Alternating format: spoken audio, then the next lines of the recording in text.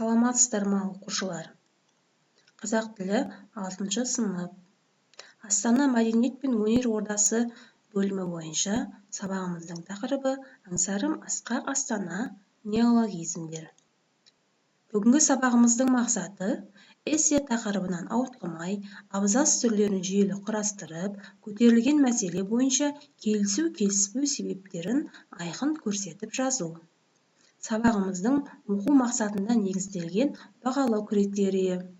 Эссе тақырыбынан ауытқымай, абзац түрлерін жүйелі құрастырамыз, көтерілген мәселе бойынша келісу-келіспеу эссесін жазамыз. Оқулығымыздағы Күләш Ахметованың «Аңсарым асқақ Астана» өлеңін бірге оқиық. Ей, Астана, атың қандай нақта сем, аңызақтан айналыпсың баққа сен, таң ұзаққа таңдайымда түнеткен жырларымды айтармысың жатқа сен. Бәйтеректің басына сен шықтың ба, сарыарқаның саф ауасын жұттың ба, өзегіңді жарып аппақ бір сезім, өз еліңнің ұлылығын ұқтың ба. Төгеді есіл төңірегіне өмірлән, өз астанаң өз қолыңмен соғылған. Енді қазақ бір-біріңді аяла, түбі бірге түп қазыққа шоғырлан. Тұлпарлары дүбір салып тасқа да, жөнелгендей жаңа дәуір бастала. Жолың болсын жер жаһанға даланың, даңқың айтар дара шыққан Астана. Тапсырма. Ақынның сөз қолданысындағы бейнелі сөз оралымдарының мағынасын түсіндіріңдер. Аңызақтан айналыпсың баққа сен, таң ұзаққа таңдайымда жыр түнеткен.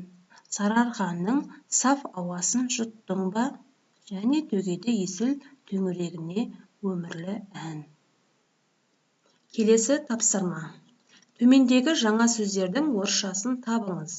Сынып, сазгер, елтаңба, әуежай, ғарышкер, теледидар, үнтаспа, үнпарақ, бағдаршам, дереккөз, жолсерік, ермексаз, оқулық, жеделхат, саяжол. Әрине сендер дұрыс тапты деп ойлаймын.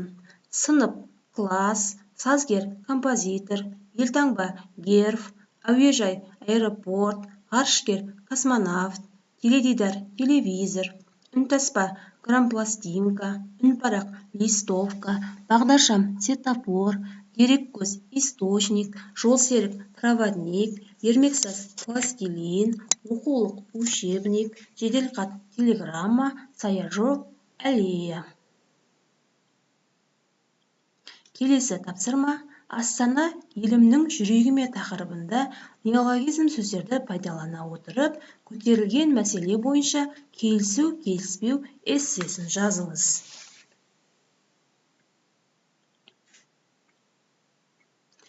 Сұрақ менен, жауап сізден әдісі бойынша сабағымызды қорытындылайық. Неологизм дегеніміз не? Неологизм сөзі қандай ұғымды білдіреді? Неологизм сөздердің жасалу жолдарын түсіндіріңіздер. Лексикалық неологизм дегеніміз не? Семантикалық неологизм дегеніміз не? Астана туралы не білдің? Балалар, сендер барлықтарың сабаққа белсенді қатысты деп ойлаймын. Келесі кездескенше сау болыңыздар.